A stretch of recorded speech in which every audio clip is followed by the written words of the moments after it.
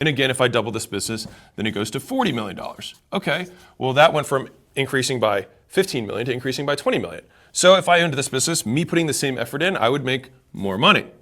Neat. Now let's look at this third piece, and then I'm going to tie this together for you.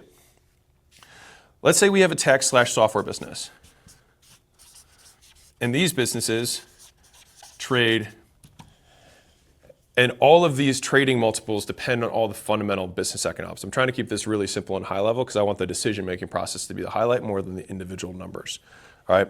But if a business, again, is $10 million top line and $3 million of profit, let's say, they might get somewhere between 10 to 20x their top line.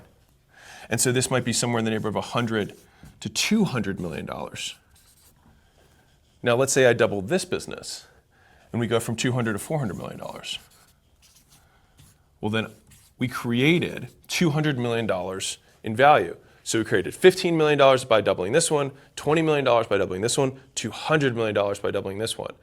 So if you're going to put effort somewhere and it's the same amount of work, you get more for what you put in. And that's fundamentally like the acquisition.com logo is about leverage. So like it looks like this is our logo. And that's because this is a lever.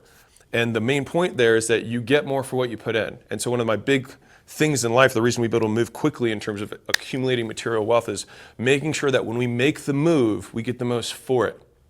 And so obviously I've spent 4 or 5 years building an audience and not really promoting anything or any of the companies that I own.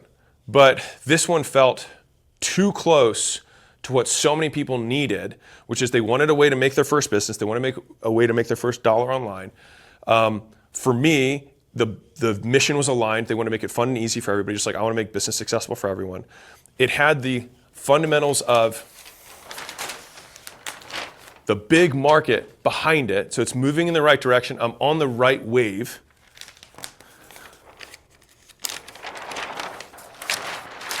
And the business itself was sound. It was a really good product. So I felt, for my brand, that if I'm going to promote something, it had to be really good.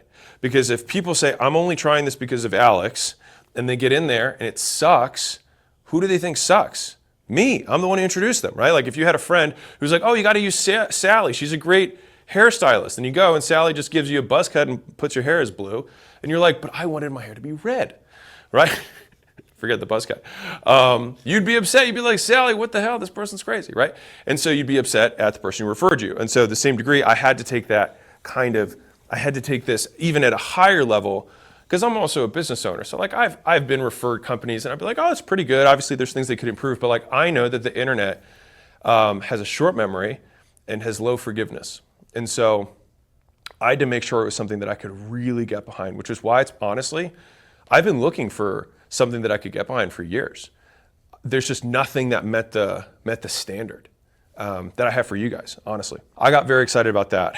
And so after 6 months, we decided to do the deal. And I talked about this big decision that I was going to make in an earlier vlog, which was like my $1 billion decision. It was about Skool, was whether or not I was going to invest in Skool, and specifically also promote it and like actually talk publicly about it. But it felt too big and like it would help too many people for me not to do it. And so that was ultimately why I made the decision. Now, if you're listening to this, I have 2 camps, right? We have business owners and we have people who want to start a business. And so I want to share some cool metrics, at least they get me very excited about this and for the future, that if you want to start a business, even if you have a business, that you'll find interesting and that could probably make you money, all right? Because now I'm a co-owner of the platform, I have access to a lot of information that other people don't have. And so we ran something that we wanted to call the Skool Games. And so this was something that Sam and I came up with together. We were like, how do we make this fun? Like, how do we make this cool? And so we're like it has to be something more than just try this out, right? And so we're like, well, what if we gave away what everyone else charges for? Which is usually my like go-to, like how do I look at what everyone else charges for, make it better, make it free? Like that's been I'll write that process out. Like, look what everyone else is charging for, make it better, make it free. All right, like if you want to get customers, that's the playbook. Now, so with the Skool Games, what we did was I said, okay, what does everyone else give away? Oops, Skool Games. Well, most people have like coaching calls, whatever you want to call it. So people charge for that. They have courses, right? They have courses they put inside, all right, and they charge for that. They have a community. These are all C's. That's kind of nice.